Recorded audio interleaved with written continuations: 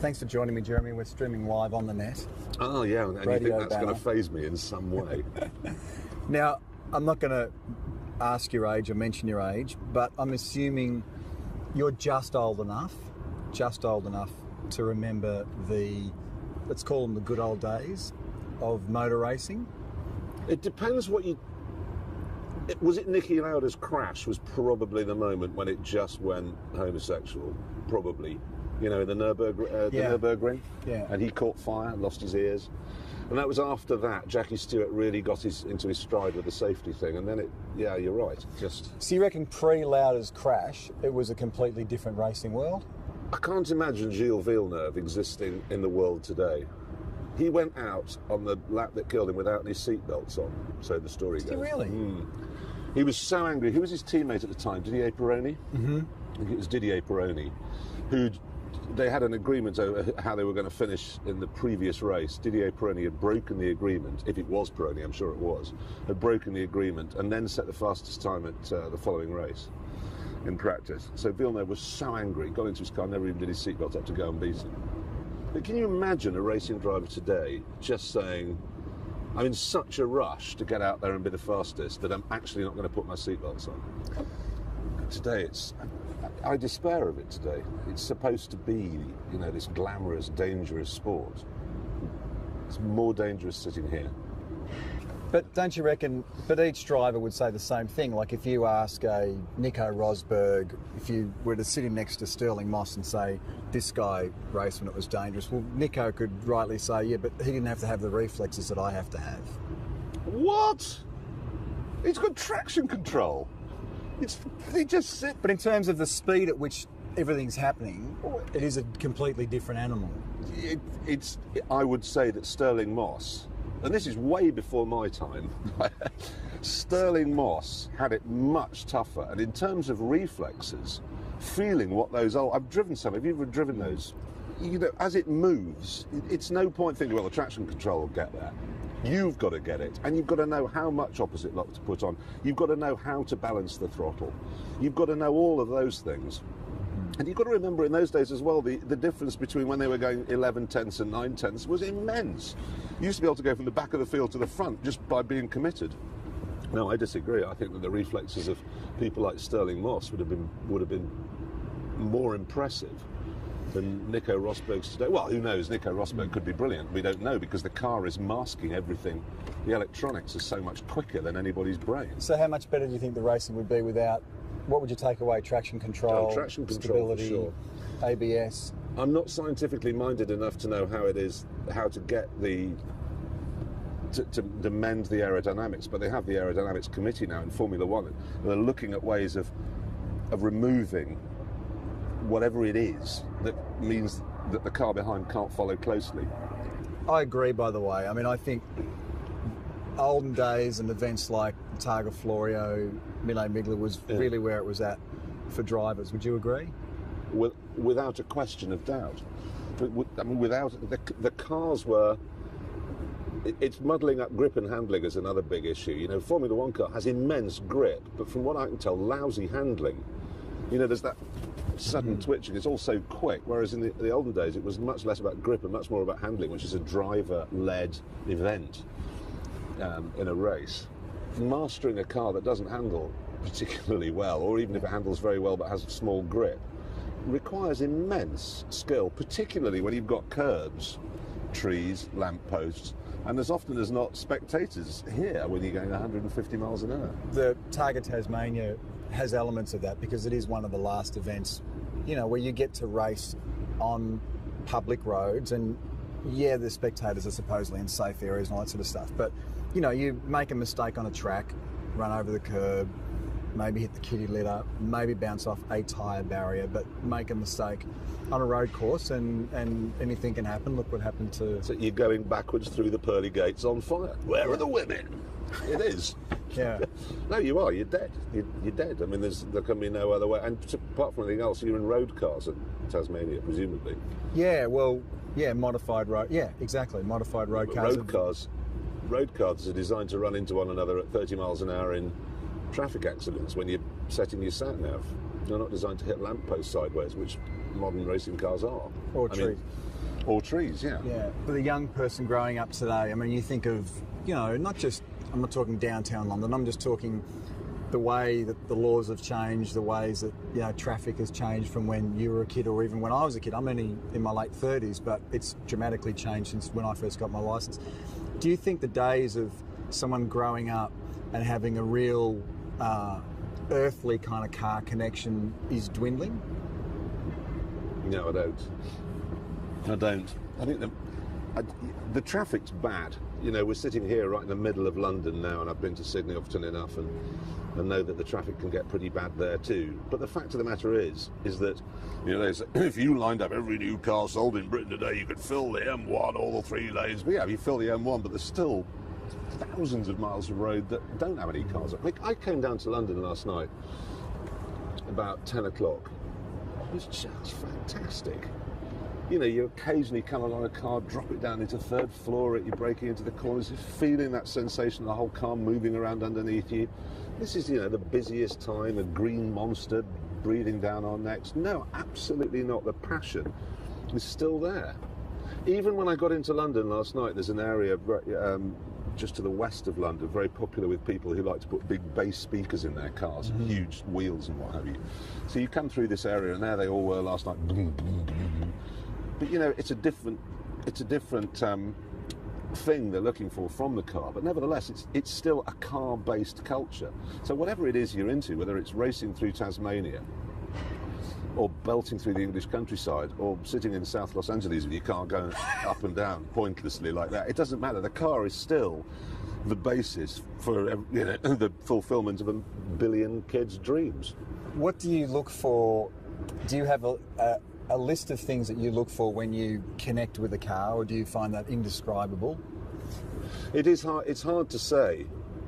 It's like if you take the new Audi R8 as a classic case in point. There is a car that just, as far as I can see, is faultless. It rides unbelievably well. The handling is extraordinary.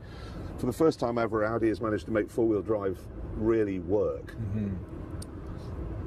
And yet, I couldn't buy one. It just doesn't. There's that final indefinable strata that's missing somehow from it. Brilliant car, but it doesn't go. Now the Lamborghini Gallardo, twice as expensive, built by Italians, which means badly, and it's brilliant, and I've got to have it. Are you able then, given that experience, talking about the R8 and stuff, to ignore the numbers? Do you find the numbers, do you think we get numbers obsessed? Well, I do. You ignore them? No, I do. I get numbers obsessed. But the fact of the matter is that while the numbers, like on an R8, all add up, they don't add up to anything. They add up to just something you don't particularly want. They're impressive. Koenigsegg, there's another classic case in point, this Swedish supercar, and numbers are immense. Numbers are sort of thing that God was sitting at when he was building the Earth. Right, what do I need? I need 8 billion trillion tons of hydrogen, and I need this of iron ore. That's what Koenigsegg were using to build that car. Don't want one. The 911, you're a 911 fan, aren't you? I do like 911s, but I do prefer XB GT coupes. But that says it all, you see. The 911, there it is, the driving pinnacle, the point of the Mount Fuji, there it is, the little white bit on the top is the 911. Don't want one. You don't want one? No. You don't get it? No, I don't get it. It's numbers. Numbers help you quantify when you're reviewing a car on television or in the newspapers, but they can't really, they're not the whole story. So given what we were talking about, being able to ignore, on paper what looks a logical thing or a good thing, can you then relate to my love of the XB GT Falcon? Well, completely. I mean, perhaps not the XB GT Falcon. Are you familiar with the XB GT Falcon? I am aware of what it looks like, and what it looks like is a Hillman Avenger. Can I show you a photo? Do show me a photograph, because I mean, in my mind, it's a Hillman Avenger. Hillman. I think they have a lot of them in New Zealand, Hillman Avengers. In fact, I think they call it a modern car over there. First photo I'll show you is how it used to look. Okay. Don't laugh. Okay. This is when it was new. No. This is after you've made it a racing car? No, before that. This is when I just got my licence. Okay. And I'm about 17 years old, and this is before I could do anything to the car. Okay.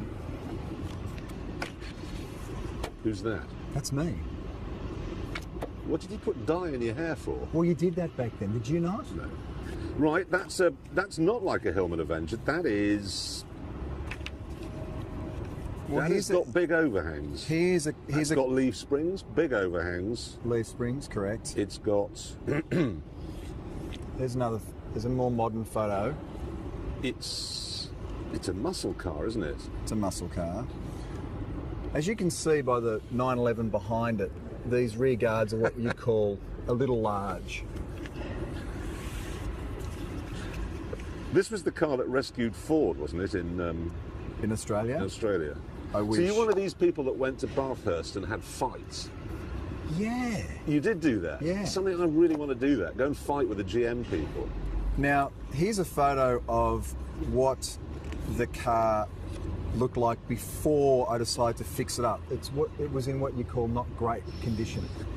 Am I looking there at catastrophic understeer? You can tell by a photograph. Is that catastrophic understeer, or are you just pulling out of a junction? I'm gathering the spectators are giving me an indication that you're actually in some kind of a race here. The helmet's giving me that impression. Yeah. I'm not seeing a lot of blur going on, but I'm seeing quite a lot of lock.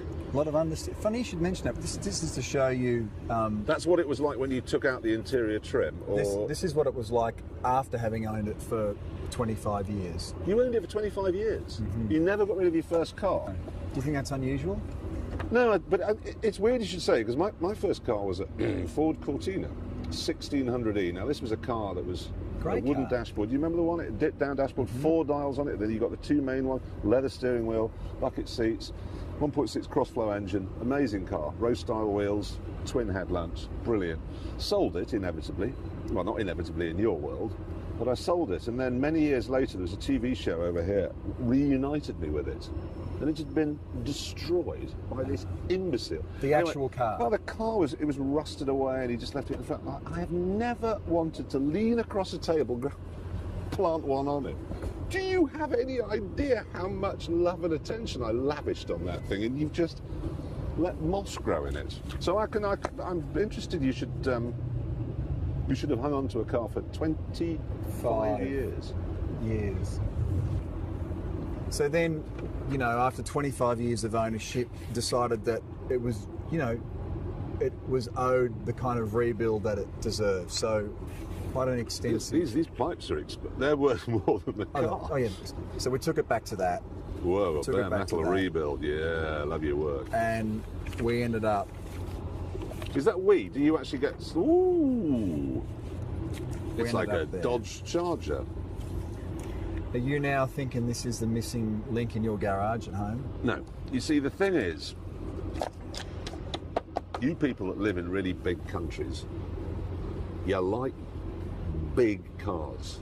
But I have driven a great many muscle cars. Mustang 390 GTs, Hemis, Roadrunners, even big Corvettes, Callaway Corvette, twin turbo. Mm-hmm. They're all crap to drive.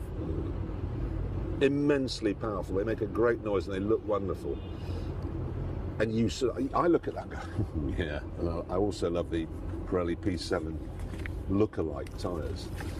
And I like your wheels. I like the deep dish wheel. You see, I like that very much. You ready for this one? Look at this. Yeah. I can see the visual. Honestly, I can see exactly. There it is plain. No. I bet when you get home and you get into that, do you keep it at home? Sometimes. Not all the time. Close the door. You feel pretty good and start it. It's a V8, obviously. It's 600 horsepower, 408 Windsor, yeah. 600 horsepower, so broadly the same as you would get in a Ferrari Enzo. Thereabouts. So 600 horsepower and leaf springs. Yeah, well, the category I race in, you have to keep the original suspension, pickup points and geometry. Are you mad? I didn't think I was. But then this happened. Well, now you see, I could have predicted that. No, See, what you did there was you put 600 horsepower in a car with leaf springs, and then you went racing in it. So do you think that part of what occurred there is that I've confused, because what's happened in my life is that I've had this car forever. I've grown up thinking that it was always a great handling car until the day that I actually drove a great handling car. Yeah. And then I realised, no, I just love that car. Yeah, but sure. it's not a great driver's car. And then I thought, well, I'll drag it, kicking and screaming, into a profile of a great handling car. Spent a lot of time, a lot of money, a lot of patience developing the car. This was its maiden outing in its, redesign format. And Oh, was its maiden outing? it was its maiden outing, and Was this a hill climb type event, or? this was in Targa, Tasmania. Oh, This- it was the Targa, Tasmania. The accident happened on a really I've got a Simple photo. bend, On a- or even perhaps in a straight line. It's one of those gnarly downhill tightening right hand. Okay, so we're braking downhill, and this weighs, I'm guessing, 7-8 tons. Something in the two. order of. Is it really still 2 tons, even though it's stripped out racer? Yeah, with me and Tony on board, my navigator, we weighed in at 1,900 kilograms. So just shy of 2 tons. Yeah. And so you're trying to stop that with 90. What year is this? 1974. 74 brakes. Are they 74 brakes? No, Have no, you I checked- updated the brakes. Okay, should have Yeah. updated them maybe more. Because it's hard to pull one up, as I'm sure you know. 2 tons of metal rolling downhill. So you went through. Is this you here? Yeah, this is. I can show you the actual. So if you did this in the UK now and hit that, you would be arrested for damaging. This now in Britain is punishable by death. That and shooting the Queen, hurting a tree. Can you understand what I've tried to do? Yeah. I did not want to part with this car in the same way that I'm sure you wish you had have hung onto your I do. Cortina or your Escort. Yeah. Are you familiar? With the Gate Guardian? No. If you go past, what are they called? RAF, Royal Australian Air Force, presumably, RAF isn't it? or Yeah. whatever, yeah. RAF. If you go past RAF bases in Australia, do they have like planes on plinths outside? Yeah. Some cars, I've decided, are born to be put on a plinth.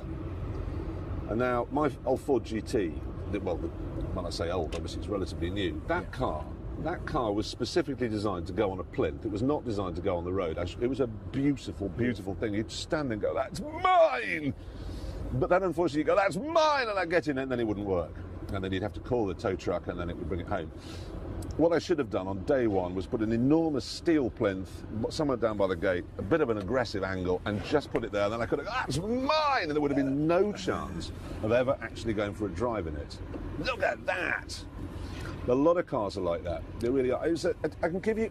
Listen, why I know why you've done what you've done is recently for Top Gear, we had to go to America.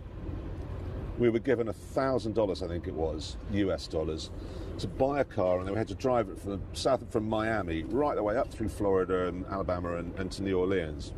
And I bought this Camaro. It was a V8 Camaro. Absolutely shot when I got it. Brakes had it, power steering pump had it, an alarming clonking from the front suspension. The steering wheel was coming off. It was there was a dead body in the back. It was just appalling.